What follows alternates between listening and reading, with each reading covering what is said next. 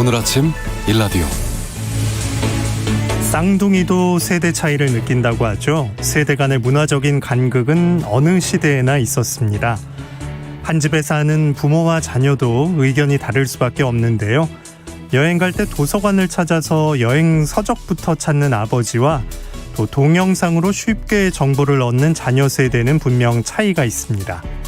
또 한 번 전화기를 들면 몇 시간 동안 통화를 이어가는 엄마와 SNS를 통해서 아무 말 없이 수시로 소통하는 자녀 세대, 이게 부모님의 잔소리로 이어지는 경우도 있고요. 이렇게 무자르듯 선명했던 경계를 하지만 과감하게 넘어선다면 세대 간의 소통과 함께 경제적인 부분에서도 몇 배의 효과를 얻을 수 있다고 합니다. 비빔국수 상표가 적혀있는 슬리퍼, 밀가루 포장의 맥주, 기성세대에겐 친근하게 또 자녀 세대에게는 신선하게 다가가서 함께 주목하게 되는데요. 최근에 이렇게 경계를 넘은 세대 통합, 협업 마케팅이 전통시장, 농수산물 마케팅에서도 톡톡히 효과를 보고 있습니다.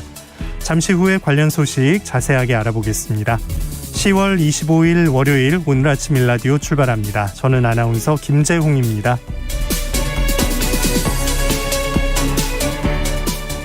오늘 아침 일라디오 생방송으로 함께합니다.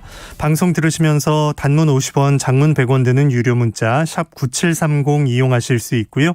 유튜브에서 KBS 일라디오 공식 채널 검색해서 들어오시면 채팅 창도 마련되어 있습니다.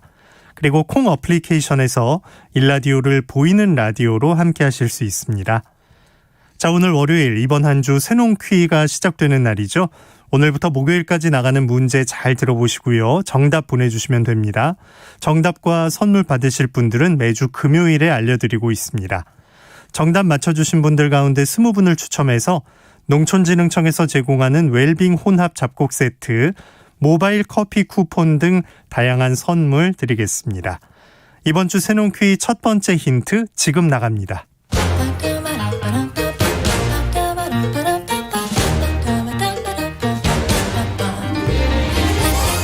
우리 땅, 우리 바다에서 자란 맛있고 건강한 우리 농수산물을 알아맞히는 세상의 모든 농수산물 퀴즈 새농퀴.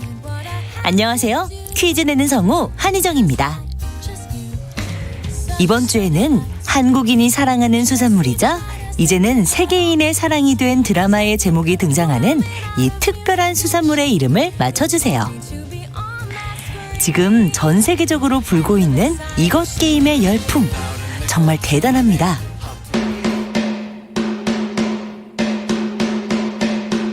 전 세계 94개국에서 시청률 1위를 달리며 돌풍을 일으켰는데요. 드라마 인기와 더불어서 딱지치기와 달고나 뽑기, 무궁화 꽃이 피었습니다. 이것 게임이 화제의 중심에 있고, 그리고 초록색 운동복, 이것이 들어간 과자와 라면까지도 주문 폭주입니다. 지난해와 올해는 영화 기생충과 드라마 이것 게임으로 한국 문화계에 아주 특별한 해가 될 것 같은데요. 이것은 무엇일까요? 정답 아시는 분들은 단문 50원, 장문 100원이 드는 유료 문자 샵 9730으로 보내주세요. 20분께 행운의 선물 드리겠습니다.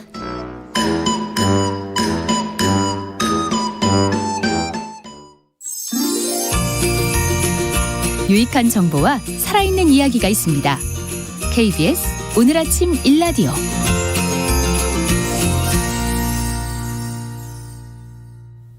이번 한 주간 농가에서 알아둬야 할 주요 농작업 정보 전합니다. 농촌진흥청 농촌지원국 김용길 농업기술전문위원과 함께합니다. 안녕하십니까?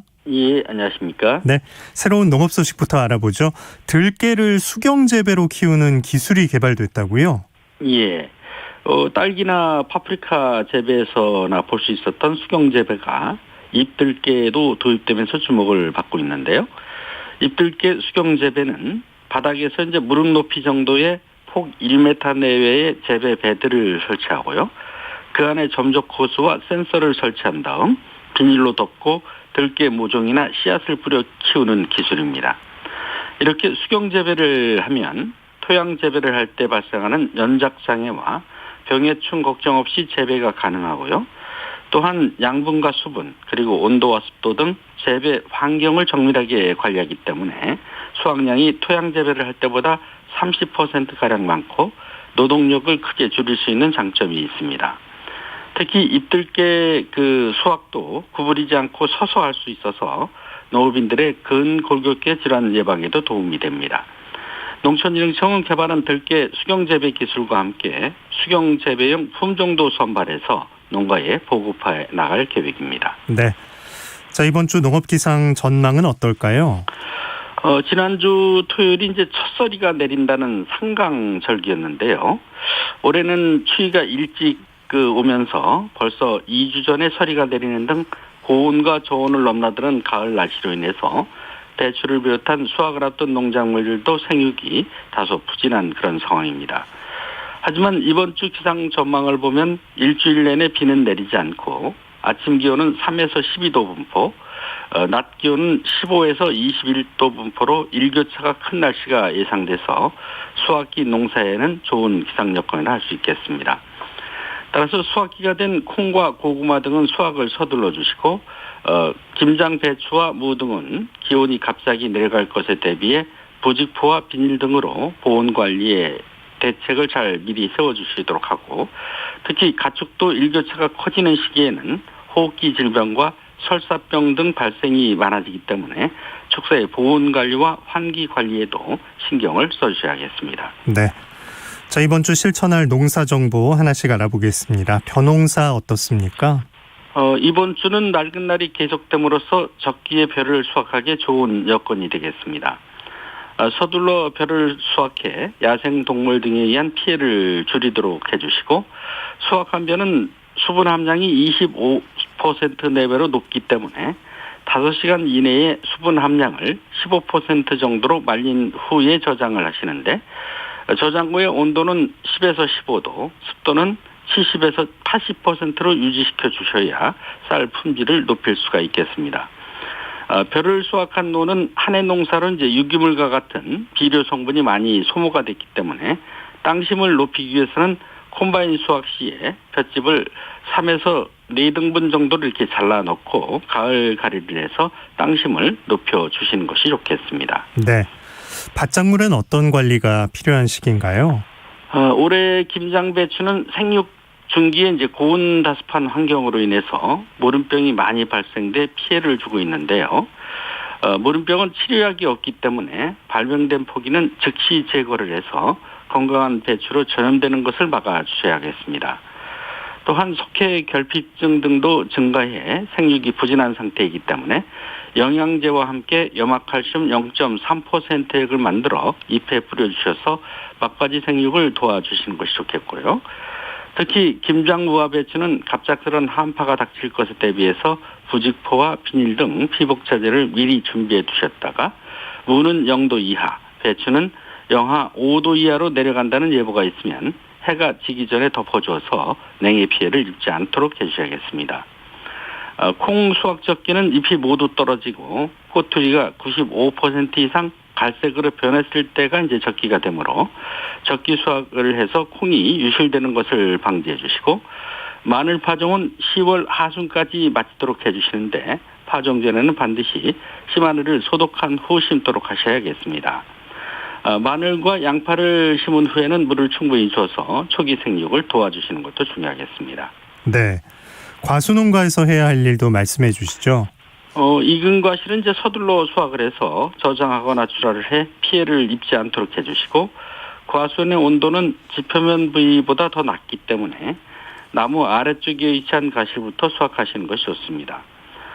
사과는 영하 2에서 3도에서 이제 엄피해를 받게 되기 때문에 수확이 늦어져 나무에서 엄피해를 받지 않도록 서둘러 수확을 해주시고 만약 나무에서 얼었을 경우에는 수확하지 말고 언 것이 풀린 후 수확을 하시도록 하시고요.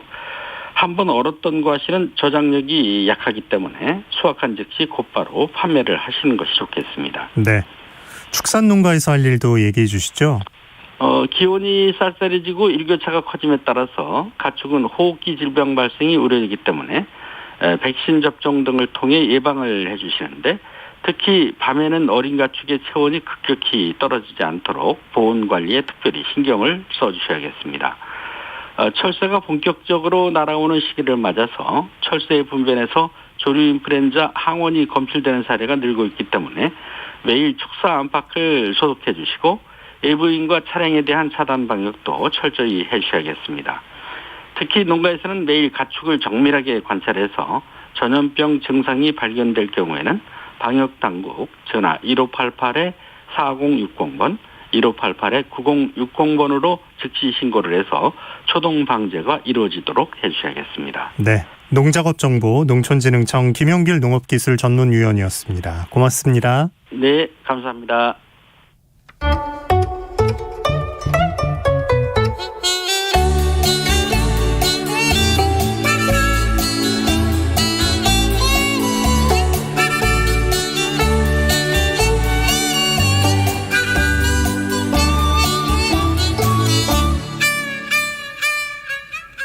단아한 단층집 지붕 위로 드러난 붉은 감나무 열매.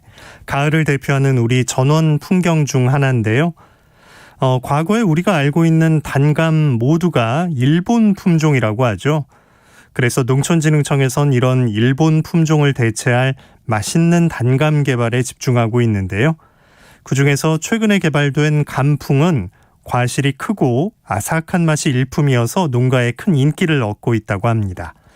오늘 쉽고 재미있는 우리 품종 이야기, 우리 단감 신품종 감풍에 대해서 자세히 들어보겠습니다. 농촌진흥청 국립원예특작과학원 마경복 연구사 전화 연결합니다. 안녕하십니까? 네, 안녕하세요. 네, 마 연구사님. 그럼 우리가 그동안 먹던 단감이 모두 일본 품종이었던 건가요? 네.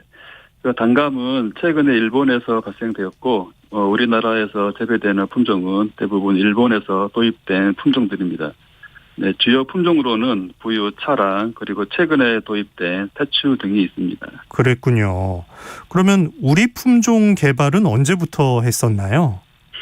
네, 우리는 1990년부터 교배 육종을 시작하였고 2008년에 로망이라는 품종을 최초로 육성하였으며 현재 저희는 단감을 11품종 육성하여 농가에 보급을 하고 있습니다. 네.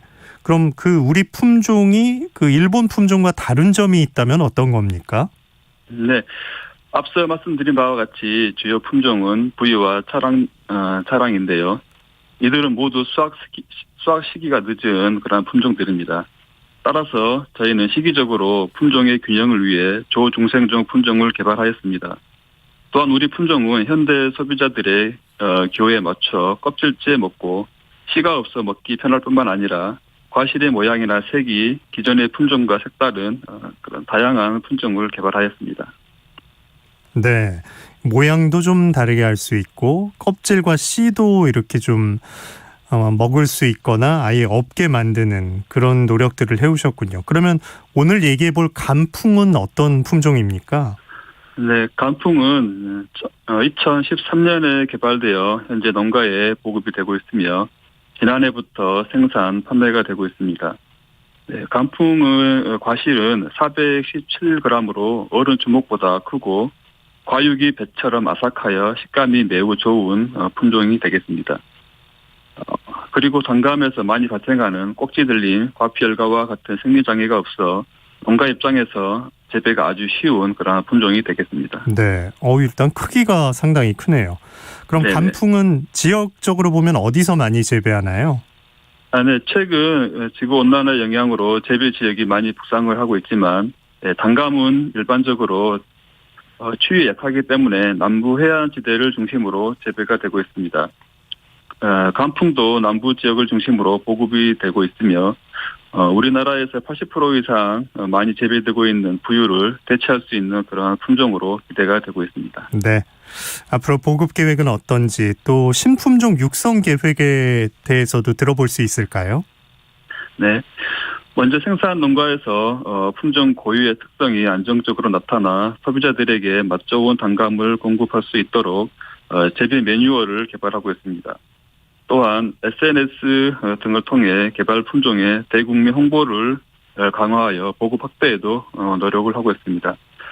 그리고 저희는 앞으로 편리성과 건강 기능성에 대한 소비자의 욕구를 충족시키고 생산 비용 절감을 위한 생력형 품종과 기후변화에도 안정적으로 생산할 수 있는 품종 개발을 위해 더욱 노력을 하겠습니다. 네.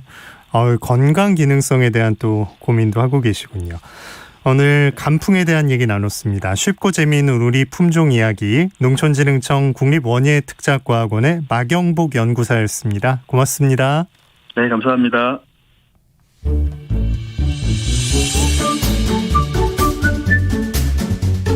아침을 여는 기분 좋은 습관. KBS 오늘 아침 1라디오.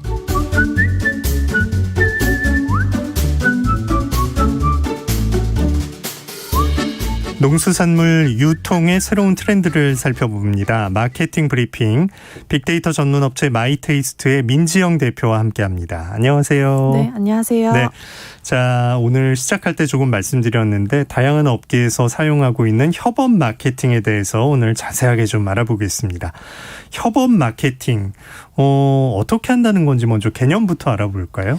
네, 말 그대로 여러 다양한 기업들이 협업을 통해서 함께 마케팅을 한다라는 의미인데요. 함께, 네. 네, 각기 다른 물건을 팔거나 서비스를 하는 2개 이상의 브랜드가 새로운 제품을 출시하거나 콘텐츠를 함께 새로 만들어서 그 각 브랜드들 모두의 고객을 만족시키고 새로운 고객 확보를 기대하는 마케팅이다라고 볼 수 있겠습니다. 네, 근데 이게 불황이 지속될 때 더욱 각광받는 마케팅 방식이거든요. 네. 네. 왜 이런 협업 마케팅이 관심을 받는지 좀 살펴보면, 이제 마케팅 비용이라고 하는 게 굉장히 사실 기업에서 많이 투자를 하는 비용인데, 이 중에서도 신규 고객을 유치하는 데 드는 비용이나 또 기존 고객을 유지하는 데 드는 비용이 굉장히 많이 들거든요. 그래서 이거를 계산하고 또 줄이기 위해서 기업들이 수많은 노력을 하고 있습니다. 근데 이제 협업 마케팅을 하면 적어도 함께 참여하는 브랜드들의 기존 고객에게는 우리의 제품이나 서비스를 같이 노출시킬 수 있기 때문에 경제적으로도 굉장히 이점이 되고요. 협업을 할 브랜드를 고를 때에도 또 이런 시너지가 잘 날 것인지, 또 각 브랜드의 고객층이 얼마나 유사한지 이런 것들을 분석을 하기 때문에 협업 마케팅을 하는 이유에는 또 효율적인 측면이 매우 크다라고 볼 수 있겠습니다. 우리야 잘 몰랐지만 기업들은 진짜 그걸 끌고 가려고 계속 노력을 하고 있었네요. 그런데 협업 마케팅엔 이런 이점이 있다. 그러면 대표적인 사례로 어떤 것들이 꼽히는지 좀 알아볼까요? 네, 사실 협업 마케팅은 식품업계에서 굉장히 많이 활용을 하고 있는데요. 네, 혹시 밀가루 회사 맥주 기억하시나요? 네, 구하러 다니고 그랬죠. 네.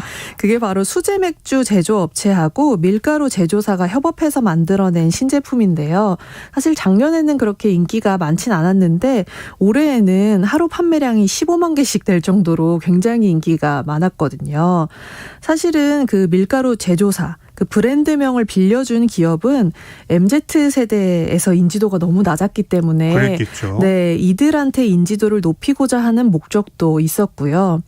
또 이 콜라보하는, 이 협업하는 두 기업 모두 또 단기간에 홍보 효과를 극대화해서 매출이 또 상승하는 것을 기대했는데 정말 성공한 마케팅 사례라고 볼 수 있겠습니다. 네, 그래서 이 맥주를 시작으로 정말 다양한 기업과 수제 맥주 제조사들 간의 협업 마케팅이 유행하기도 했고요.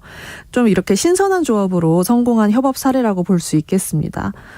또 그 꿀조합 레시피라고 SNS에서 굉장히 인기를 끌었던 그 비빔라면과 통조림 제품들의 조합이 이제 있었는데요. 네. 그래서 이 두 기업들에서 이 레시피에 포함되는 재료들을 묶어서 판매하고 또 두 브랜드가 함께 행사나 경품 마케팅을 진행을 한 것이 또 대표적인 협업 사례라고 볼 수 있겠습니다. 예. 또 마지막으로는 자동차 브랜드와 카페가 콜라보를 해서요.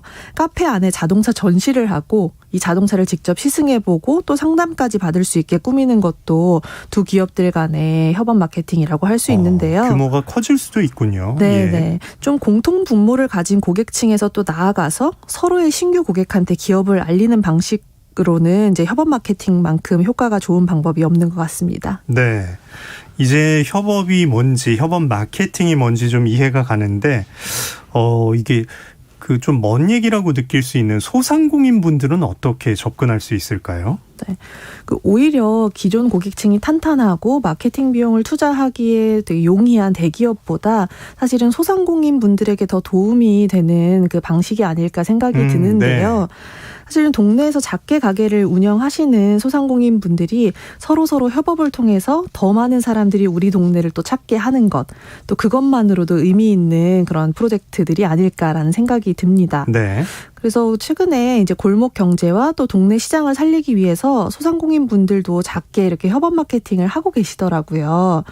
네, 어떤 지역에서는 꽃집 또 꽃꽂이 클래스, 도자기 클래스를 운영하는 업체들하고 액세서리를 제작 판매하는 사장님들이 모여서 꽃이라는 주제로 함께 또 플라워 마을이라는 걸 만들기도 하고요. 예. 네, 공동 브랜드로 새로운 꽃과 관련된 수제 액세서리를 만들기도 하고 또 새로운 부케나 도자기 강의를 함께 열기도 하더라고요.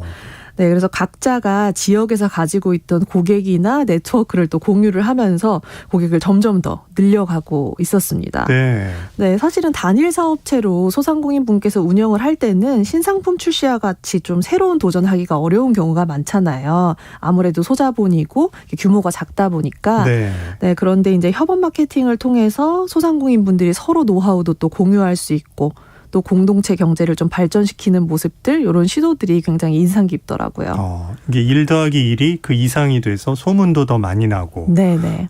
또 모여 계신 거의 장점을 극대화할 수 있는 거군요.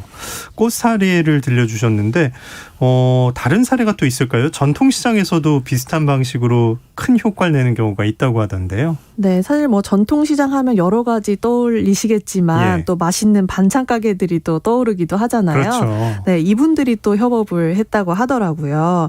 사실은 요즘 또 반찬도 뭐 다 사 먹는 시대가 됐는데 뭐 1인 가구나 또 요리할 여유가 없는 또 어린아이들이 있는 그런 가구들이 많은 동네에는 반찬 전문점들이 요즘 굉장히 많이 생겨나고 있더라고요. 뭐 마트도 마찬가지고요. 사실 저도 뭐 종종 사 먹긴 하는데 좀 프랜차이즈화된 곳이 많다 보니까 뭐 맛의 질이 일정하긴 하지만 뭔가 좀 부족할 때가 있다라는 후기들도 좀 있더라고요. 네. 근데 그거에 반해서 전통시장에 있는 반찬들은 좀 내가 쉽게 구하기는 어렵지만 집밥의 느낌이나 어머니의 손맛을 느낄 수 있다. 이런 좀 긍정적인 후기가 많았거든요. 네. 네, 바로 이런 맛있는 반찬들을 주문해서 먹을 수 있도록 그 전통시장 내의 반찬 가게들이 힘을 합쳐서 함께 오픈마켓에 또 입점을 하고요. 또 고객들이 직접 찾아오는 경우에는 맛을 보실 수 있도록 제휴한 반찬 맛집들의 메뉴로 구성된 도시락을 판매하기도 하더라고요. 기발하네요. 네. 그래서 근데 이걸 또 기반으로 식사가 어려운 계층이나 또 돌봄이 필요한 분들을 위해서 그 도시락을 배달해드리기도 하고, 네. 봉사까지. 네, 저림류의 뭐 그런 장기 보관이 가능한 반찬을 또 제공하는 활동도 하면서 이분들이 얼마나 잘 협업하고 있는지 알리고 계셨는데요. 뭐 방문객 또 뭐 온라인을 통한 매출의 증가뿐만 아니라 또 협업 마케팅으로 얻게 된 수익을 또 나눔으로써 이렇게 선순환 구조를 만드는 게 굉장히 인상 깊었습니다. 예. 협업 마케팅의 좋은 점에 대해서 지금 이렇게 많이 들어봤는데 농수산물을 판매하는 쪽에는 이걸 어떻게 적용할 수 있을까요? 네, 저는 뭐 농산물이 이제 원물 판매뿐만 아니라 최근에 가공식품 시장이 굉장히 커지고 있다라는 것을 보면서 이제 다양한 가공식품 업체들과의 협업 가능성을 좀 확인을 했습니다. 이제 과일이나 채소를 뭐 우리가 원물 그대로, 원재료 그대로 판매를 하고 또 사기도 하지만 이를 재료로 활용해서 가공을 하고 또 이렇게 부가가치를 높이는 방향으로 실제로 관심이 좀 증가를 하고 있더라고요. 네, 앞서서 제가 그 협업 마케팅이 불황의 또 다른 기회를 찾기 위해서 진행한다 이렇게 말씀을 드렸잖아요. 맞아요. 네, 근데 이제 농산물 같은 경우에 기후 변화로 인한 또 흉작, 또 수입 농산물들과의 경쟁도 있고, 또 코로나와 같은 팬데믹 시대에 되게 예측할 수 없는 일들이 많이 일어나잖아요. 이럴 때 사실 영세한 농업인일수록 또 다양한 그 대안과 또 협업이 필요하지 않나 이런 생각이 좀 들었습니다. 네, 또 뿐만 아니라 젊은 농부들이 사실 농촌으로 많이 유입되고 있는 이런 상황에서 이제 농업에 대한 인식을 좀 변화시키려고 노력을 하고 있다. 뭐 이런 점에서도 그 가공식품 시장에서의 협업 마케팅 가능성을 좀 보게 됐습니다. 앞으로 가능성이 좀 많이 열려 있다고 생각을 해야겠어요. 네. 가공식품 쪽으로 해서 지금 기업과 지자체가 성공 사례를 만든 경우가 있나요?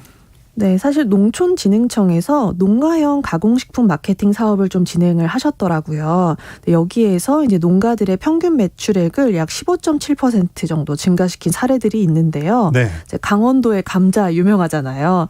네, 강원도 감자로 만든 전분과 그리고 치즈를 활용해서 MZ세대에게 핫한 메뉴인 치즈홀을 또 개발을 하기도 했고요. 예. 네, 건강을 생각하는 트렌드를 좀 발맞춰서 유기농 버섯을 튀긴 버섯칩 간식을 만들어서 10억 원 이상의 매출을 올리기도 했다고 합니다. 네. 사실은 그 농가에서는 재배한 농산물을 어떻게 비싸게 팔 것인가, 특히 또 경매가를 어떻게 하면 올릴 것인가, 이런 그 가격적인 연구들을 많이 했다고 하는데, 이제는 여기서 나아가서 최신 트렌드를 좀 연구하고 또 소비자들이 입맛 취향이 어떤지를 분석을 하면서 이제 가공식품 업체와의 협업을 통해서 그런 새로운 제품들을 만드는 것으로 좀 연구 방향도 변화하고 있다고 하더라고요. 네.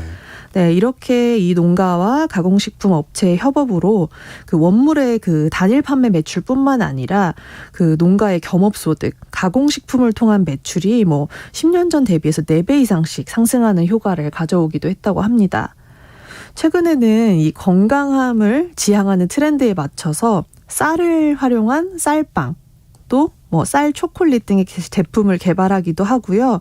또 집콕 생활을 하면서 늘어난 또 혼술족들을 위해서 산딸기나 머루로 만든 전통주, 와인 등을 주류업체와 함께 콜라보해서 출시한다고 하니까 취향에 맞는 가공식품들을 한번 찾아서 드셔보시는 것도 좋을 것 같아요. 네.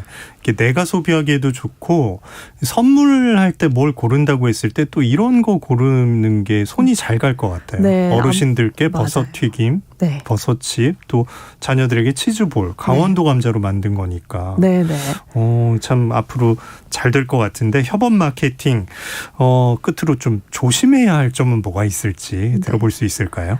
네, 제가 오늘 그 협업 마케팅의 성공 사례들을 굉장히 많이 소개를 드리긴 했지만 사실 항상 이 협업 마케팅이 성공하는 건 아닙니다. 이제 그 밀가루 제조업체의 콜라보 맥주 제품 이후로 사실 우후죽순으로 여러 가지 그 콜라보 맥주, 음료 또 디저트 등이 출시가 됐거든요. 네. 근데 필기구 업체와 콜라보한 음료는 잉크 맛이 날 것 같다. 이런 부정적인 평가를 듣기도 했고요. 또 구두약 브랜드와 콜라보를 한 초콜릿도 있었는데 그 외관이 구두약하고 너무 비슷하게 생겨서 어린아이들의 안전을 좀 위협한다.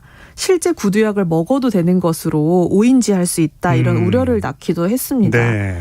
사실 좀 적은 비용으로 좀 짧은 시간 안에 신선함을 줄 수도 있기는 한데 이제 이 만들어낸 제품이 진짜 소비자가 원하는 게 맞는지 또 그리고 그 두 개 이상의 브랜드 각각의 이미지에 타격을 주지는 않는지 이런 부분들이 좀 철저하게 분석이 돼야 된다라는 생각이 들고요. 물론 그 출시하는 제품의 퀄리티가 좋고 맛이 좋고 트렌드에 맞는 제품이어야 되는 건 당연할 것 같습니다. 그래서 좀 너무 재미만을 추구하지 않고 또 트렌드에 맞는 제품을 만들어내는 게 사실 협업 마케팅의 핵심인 것을 좀 아시고 진행을 하시면 어떨까라는 생각이 들더라고요. 예. 소비자 마음 사로잡기가 진짜 쉽지가 않네요. 네, 정말 어렵죠. 재미있자고 해봤는데 이걸 또 그렇게 받아들이지 않는 경우도 있으니까 네. 사람 마음 알기가 진짜 어려운 것 같습니다. 제품이 진짜 좋다면 그걸 기본으로 해서 시작해 보시면 좋을 것 같네요. 네. 마케팅 브리핑 마이테이스트 민지영 대표와 함께했습니다. 고맙습니다. 네, 감사합니다. 저 오늘 날씨 알아보겠습니다. 지난주에 찾아온 때이른 추위는 물러나겠습니다. 이번 주부터는 계절이 다시 제자리를 찾아가겠고요. 오늘은 전국에 쾌청한 가을 날씨가 이어지겠습니다. 일교차는 여전히 크겠는데요. 아침엔 쌀쌀하다가도 한낮엔 20도 안팎까지 기온이 오릅니다. 낮 기온 예년 이맘때 수준을 회복하면서 서울이 18도, 대전 19도, 광주, 대구 20도까지 오르겠습니다. 강이나 호수 인접 지역은 안개가 짙습니다. 교통안전에 유의하셔야겠고요. 강원 내륙과 산지, 경기 북부에는 서리가 내리는 곳이 있습니다. 농작물 냉해 피해에 대비도 필요하겠습니다. 오는 수요일 새벽에서 아침 사이엔 중부지방을 중심으로 비가 살짝 지나겠습니다. 오늘 아침 일라디오 함께하고 계십니다. 지금 시각은 6시 45분입니다.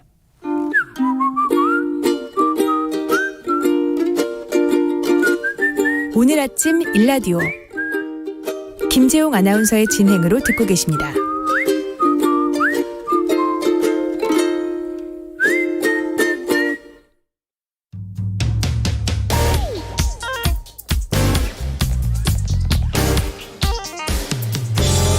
오늘 아침 뉴스 브리핑 정상근 기자와 함께합니다. 안녕하십니까?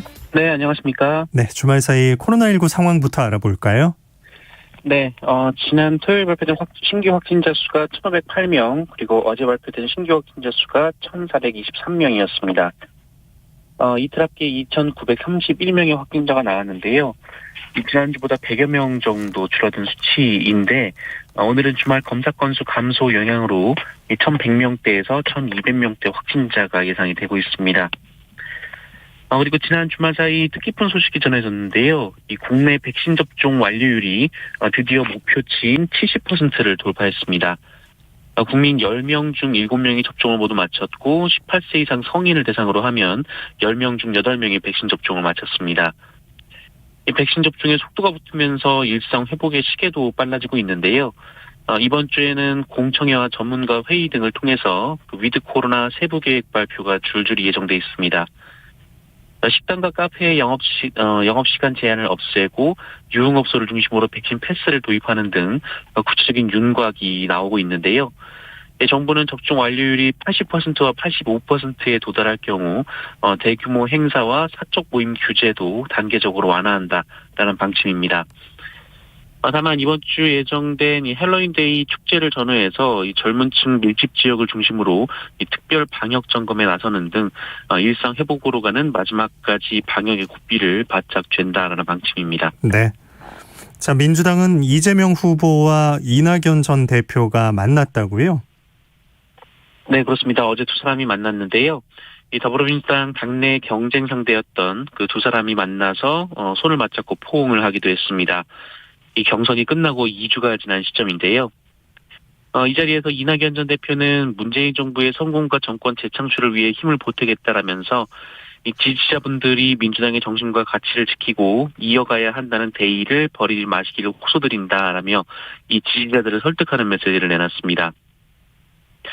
또한 이낙연 전 대표는 이재명 후보가 제안한 선거대책위원회 상임 고문직을 수락했고요. 이재명 후보는 이낙연 전 대표의 제1공약이었던 신복지를 받아 안아서 적극 추진하기로 했습니다. 이재명 후보는 부족한 부분을 채워달라라고 몸을 낮추면서 하나의 팀 회복을 위해서 최선을 다하겠다라고 말하기도 했습니다. 한편 이재명 후보는 경선에서 경쟁했던 이 정세균 전 총리, 이 추미애 전 장관 등도 곧 만나서 이 선대위 구성에 속도를 낼 계획이고요. 오늘 경기도직을 사퇴하고 내일 모레쯤 문재인 대통령을 만날 예정인 것으로 전해지고 있습니다. 네. 국민의힘 쪽에선 윤석열 후보와 홍준표 후보가 서로의 가족 얘기를 하면서 지금 난타전 중이라고요? 네, 윤석열 후보는 이 논란의 전두환 발언에 대해 사과를 했습니다만 이후 윤석열 후보 SNS에 개에게 사과를 주는 사진을 올리면서 큰 논란이 됐었습니다. 그러자 윤석열 후보 측은 실무자의 실수라며 자세를 낮췄는데요. 그런데 이 사진 논란이 주말 내내 이어졌습니다. 이 사진을 찍은 곳이 윤석열 후보의 집이냐 아니냐를 두고 이 캠프에서 혼선이 빚어지면서 논란이 이어지더니 이 사진을 올리는데 윤석열 후보의 부인 김건희 씨가 관여했는지 여부를 두고 논란이 계속된 겁니다. 특히 홍준표 후보 측은 윤석열 후보 SNS 운영은 김건희 씨 측이 주도권을 갖고 있다라고 주장하면서 이 논란의 SNS 게시에 윤석열 후보 부인이 관여했다 이런 주장을 이어갔는데요. 그러자 윤석열 후보는 홍준표 후보를 겨냥해서 어떤 분은 가족이 후원회장도 맡는다라며 선거라는 것이 시쳇말로 패밀리 비즈니스라고 하지 않냐 이렇게 비판했습니다. 홍준표 후보 후원회장이 이 부인 이순삼 씨임을 꼬집은 주장인데요. 그러자 이번엔 또 홍준표 후보가 이 후원회장이 과거처럼 돈 대주는 후원회장이 아니다라면서 윤석열 후보 부인은 검찰 소환 대기 중이어서 밖에 못 나온다 이렇게 맞받았습니다. 또한 홍준표 후보는 이 전두환 옹호 발언뿐 아니라 이 손발 노동은 아프리카나 하는 것, 청약 통장 모르면 치매 환자라는 등 윤석열 후보의 실언과 망언이 25건에 이른다라고 비판했고요. 이에 윤석열 후보 측은 이대 계집애들은 싫어한다, 맞는 수가 있다 같은 홍준표 후보의 과거 논란성 발언을 똑같이 25건 제시하며 맞불을 놨습니다. 네. 민주당과 국민의힘 말고 다른 후보들 발걸음은 어떤가요? 네, 이 대선 출마를 선언한 바 있던 김동연 전 경제부총리가 어제 오후 서울 마포구 누리꿈 스퀘어에서 이 새로운 물결 창당 발기인 대회를 열고 신당 창당에 시동을 걸었습니다. 김동연 전 부총리는 정치판에 강구한 양당 구조로는 대한민국이 20년 넘게 가진 구조적 문제를 해결하지 못한다라면서 양당과 손을 잡을 생각이 없다라고 밝혔는데요. 다만 국민의당 안철수 대표나 정의당 심상정 대표를 향해서는 이 기득권 양당 구조를 깨는 데 뜻을 같이 한다면 언제든지 대화를 열어놓을 것이다라고 말하기도 했습니다.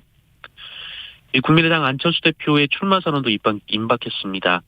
이 국민의당은 최근 당내 대선 기획단을 꾸리고 이 대선 공천관리위원회를 출범하며 본격적인 대선 준비 작업에 들어간 상태인데요. 오늘부터 시작되는 지역 방문 일정 등을 고려했을 때 이르면 31일 출마할 것으로 예상이 되고 있습니다. 다만 안철수 대표의 경우 지난 4월 이 서울시장 보궐선거 때처럼 이 국민의힘과 야권 단일화 협상 또는 선거연대를 추진할 가능성이 크다라는 관측도 나오고 있습니다. 네.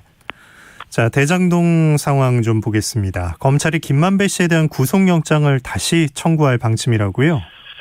네, 검찰은 어제 화천대유 대주주 김만배 전 머니투데이 기자 등 핵심 인물들을 다시 불러서 장시간 조사를 했습니다. 앞서 유동규 전 성남도시개발공사 본부장을 재판에 넘긴 검찰은 이 김만배 씨에 대한 조사에 속도를 내고 있는데요. 화천대유 측에 특혜를 주고 그만큼 성남도시개발공사에 손해를 끼쳤다는 배임 혐의 관련해서 집중 추궁하고 있습니다. 검찰은 유동규 전 본부장을 재판에 넘기면서 김만배 씨 혐의 내용도 다시 정리한 것으로 전해지고 있는데요. 이 뇌물 5억 원 제공 혐의는 사라졌고 이 성남시에 대한 배임 혐의는 유보한 대신 700억 이익 제공 약속은 이 실체가 있는 이 범죄 사실로 확정했습니다. 여기에 김만배 씨 측이 곽상도 의원 아들에게 지급한 50억 원도 혐의 내용에 담으려는 것으로 전해졌습니다. 네. 공사 현장에서 가스가 새 나와서 노동자 2명이 숨지는 참변이 있었다고요? 네, 지난 토요일 오전 서울 금천구의 한 공사 현장에서 가스가 새어 나와서 이 노동자 2명이 숨지고 10여 명이 다치는 사고가 있었습니다. 이 지하에서 작업을 하던 도중 이 불을 끌 때 쓰는 이산화탄소가 새어 나온 건데요. 이 사고로 40대와 50대 남성 노동자 2명이 숨지고 2명이 중상을 입었고요. 7명이 경상을 입었습니다. 해당 건물은 지상 10층, 지하 5층짜리인데요. 이 지하 3층에서 10여 명이 배관 작업을 하고 있었는데 이 발전기실에서 소화용 이산화탄소가 누출이 된 겁니다. 밀폐된 공간이었기 때문에 피해가 컸고요.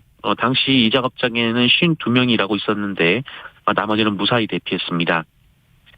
그런데 이 노동자들을 질식시킨 이산화탄소는 원래 불이 났을 때만 뿜어져 나오게 돼 있었습니다. 문제는 사고 현장에서 가스가 나오는 스위치를 누군가 누른 사실이 현장 감식에서 확인된 건데요. 경찰과 소방당국이 가스가 나온 것이 기계의 오작동 때문인지 아니면 누군가의 조작 때문인지 조사하고 있습니다. 또한 사고 당시 작업자들의 대피가 늦어진 경위도 조사 중인데요. 이산화탄소가 살포되기 전 사이렌이 울렸지만 오작동 여부를 확인하는 등 시간이 지체되는 바람에 일부 작업자들이 곧바로 대피하지 못한 것으로 전해졌습니다. 네. 자, 생수병 사건 좀 시끄러운데 이 피해를 입은 40대 남성이 결국 숨졌다고요? 네, 지난 18일 회사에서 생수병에 물을 마시고 쓰러졌던 40대 남성이 지난 토요일 오후 결국 숨졌습니다. 경찰은 오늘 부검을 실시하는 한편 같은 회사 직원인 용의자 강모 씨에 대해서 살인 혐의를 적용할지 검토 중에 있습니다. 강모 씨는 사건 다음 날 자신의 집에서 독극물을 마시고 숨진 채 발견됐는데요. 집에서 피해 남성의 혈액에서 검출된 독극물 물질이 발견됐습니다. 하지만 용의자와 피해자가 모두 숨지면서 경찰 수사가 어려움에 빠져 있습니다. 이 피해자들이 마신 생수병에서 독극물이 검출되지 않은 데다가 이 범행 동기도 뚜렷하게 나온 게 없기 때문입니다. 이에 경찰은 생수병이 바뀌었거나 다른 음료에 독극물이 들어가 있었을 가능성이 있다고 보고 강 씨의 주변 인물도 계속 조사한다는 방침입니다. 네, 뉴스브리핑 정상근 기자와 함께했습니다. 소식 고맙습니다. 네, 고맙습니다. 4454님, 오늘 퀴즈 정답 우리 고장 주문진의 특산물이죠 하셨네요. 어제 해안가에 갔더니 상가 앞에서 제법 많이 건조하고 있더라고요 라고 문자 주셨네요. 0696님, 퀴즈 정답. 몇 년 전만 해도 횟집에 서비스로 나왔었는데 요즘은 주 메뉴가 돼서 더 금값이네요 하셨고요. 자, 2310님은 안녕하세요. 좋은 아침입니다 라고 인사 전해주셨습니다. 조금은 쌀쌀한 날씨여도 마음만은